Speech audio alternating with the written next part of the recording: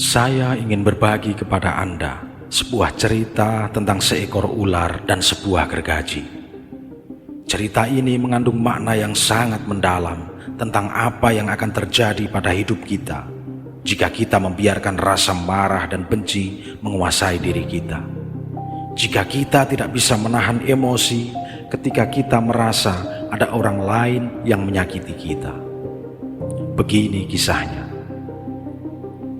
Seekor ular memasuki gudang tempat kerja seorang tukang kayu di malam hari.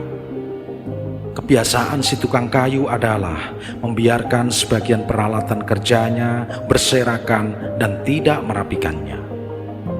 Ketika ular itu masuk ke gudang tukang kayu, secara kebetulan ia merayap di atas gergaji. Tajamnya gergaji menyebabkan perut ular terluka. Ular beranggapan gergaji itu menyerangnya. Ular itu pun membalas dengan mematuk gergaji berkali-kali. Serangan bertubi-tubi menyebabkan luka parah di bagian mulutnya. Marah dan putus asa, ular berusaha mengerahkan kemampuan terakhirnya untuk mengalahkan musuhnya. Ular pun lalu membelit kuat gergaji itu. Belitan yang menyebabkan tubuhnya terluka parah. Hingga akhirnya ular itu mati. Ular itu binasa karena kemarahannya sendiri. Sahabat, ada pesan yang sangat kuat terkandung dalam cerita ini. Kadangkala kita sangat marah karena merasa ada orang lain yang menyakiti kita. Kita ingin membalas dan menyakiti orang itu. Setelah semua berlalu, kita baru menyadari bahwa yang terluka sebenarnya adalah diri kita sendiri.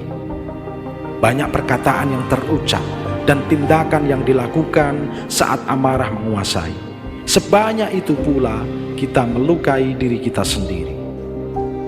Ketahuilah bahwa dendam, benci, curiga, pikiran negatif apapun itu sebenarnya bagaikan ular yang membelit gergaji. Telah ribuan kali muncul dalam pikiran kita yang menusuk dan membakar hati kita sendiri.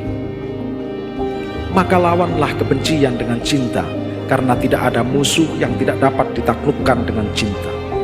Tidak ada penyakit yang tidak bisa disembuhkan dengan kasih sayang. Tidak ada permusuhan yang tidak dapat dimaafkan oleh ketulusan. Tidak ada batu keras yang tidak dapat dipecahkan dengan kesabaran. Dan tidak ada kesulitan yang tidak dapat diurai dengan ketekunan. Maka berlatihlah setiap saat untuk mengampuni, memaafkan dengan tulus, mampu dengan cepat melepaskan dan membuang sampah pengotor hati dan pikiran kita sendiri. Semoga kita semua bisa menjadi orang yang pemaaf, sabar, dan selalu berprasangka baik terhadap sesama. Karena hanya dengan cinta yang tulus, maka hati kita akan damai dan tentram.